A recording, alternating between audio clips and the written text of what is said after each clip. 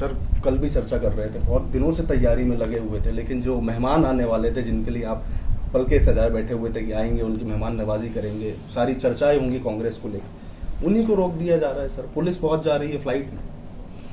देखिए, एक तरफ भारतीय जनता पार्टी की जो केंद्र सरकार है वो राज्य में हमको डिस्टर्ब कर रही है कि हम ठीक से आयोजन ना कर पाए।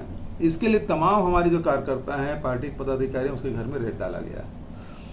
सरकार को डिस्टर्ब करने के लिए 3 कार्यालय में कल फिर से रेड डाला गया। अभी तक के उनकी जांच चल रही है। वो अधिकारी कर्मचारी किस हालत में, ये मेरे लिए बड़ी चिंता की बात है।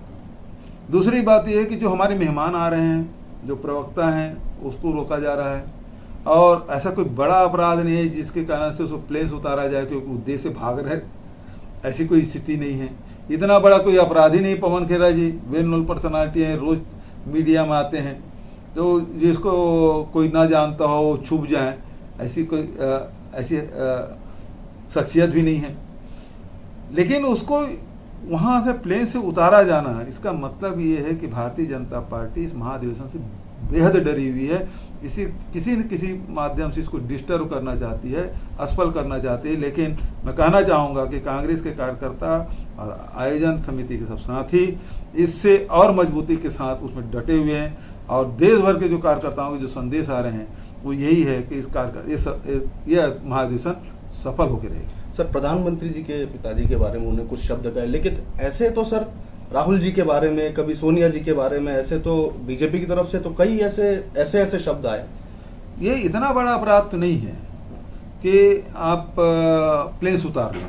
और जहां तक कि भारतीय जनता पार्टी के लोग शुरुआत तो इन्होंने की, सोनिया जी के बारे में पता नहीं क्या क्या कहा, और राहुल जी के बारे में क्या क्या नहीं कहा, हमारे पूर्व प्रधानमंत्री मनमोहन सिंह जी के बारे में क्या क्या नहीं कहा। भारतीय जनता पार्टी की यहाँ स्थानीय के लोग, स्थानीय जो इनके पूर्व मुख्यमंत्री रमन सिंह, मुझे तो कुत्ता, बिल्ली, चूहा, पता नहीं क्या क्या बोले, राक्षस बोला, लेकिन हमने तो कोई कार्रवाई नहीं की। और शुरुआत तो भारतीय जनता पार्टी की तरफ से हुई। यदि ये मर्यादा खुद नहीं लांघते, प्रधानमंत्री जी ने क्या कहा, कि अमित शाह जी ने क्या क्या, उनके राष्ट्रीय नेताओं ने क्या कहा, सारे लोगों ने हमारे राष्ट्रीय नेताओं के खिलाफ में ऐसे सदन के भीतर और सदन के बाहर भी इन लोगों ने बात कही है। ये इतना बड़ा अपराध तो नहीं है कि आप प्लेन से उतार लें। और जहां तक कि भारतीय जनता पार्टी के लोग शुरुआत तो इन्होंने की, सोनिया जी के बारे में पता नहीं क्या क्या कहा, और राहुल जी के बारे में क्या क्या नहीं कहा, हमारे पूर्व प्रधानमंत्री मनमोहन सिंह जी के बारे में क्या क्या नहीं कहा। भारतीय जनता पार्टी की यहाँ स्थानीय के लोग, स्थानीय जो इनके पूर्व मुख्यमंत्री रमन सिंह, मुझे तो कुत्ता, बिल्ली, चूहा, पता नहीं क्या क्या बोले, राक्षस बोला, लेकिन हमने तो कोई कार्रवाई नहीं की। और शुरुआत तो भारतीय जनता पार्टी की तरफ से हुई। यदि ये मर्यादा खुद नहीं लांघते, प्रधानमंत्री जी ने क्या कहा, कि अमित शाह जी ने क्या क्या, उनके राष्ट्रीय नेताओं ने क्या कहा, सारे लोगों ने हमारे राष्ट्रीय नेताओं के खिलाफ में ऐसे सदन के भीतर और सदन के बाहर भी इन लोगों ने बात कही है। तो जब शुरुआत उन्होंने कही है तो निश्चित रूप से जब सूरज की तरफ थूकेंगे तो चेहरे में गिरेगा, तो उसके लिए तो तैयार होना चाहिए। जब आप किसी तरफ उंगली उठाते हैं तो 3 उंगली तो अपनी तरफ उठती है। और इतना बड़ा अपराध नहीं है कि आप रोक लें, मतलब उसको प्लेन से उतार लें। पहले भी कर सकते थे, बाद में भी कर सकते थे, लेकिन अभी करना, इसका मतलब ये है कि आप उसे अधिवेशन से जाने को रोकने के लिए, अधिवेशन को असफल करने के लिए सारा कवायद है, ये सारा षड्यंत्र है, और ये निम्न स्तर का है।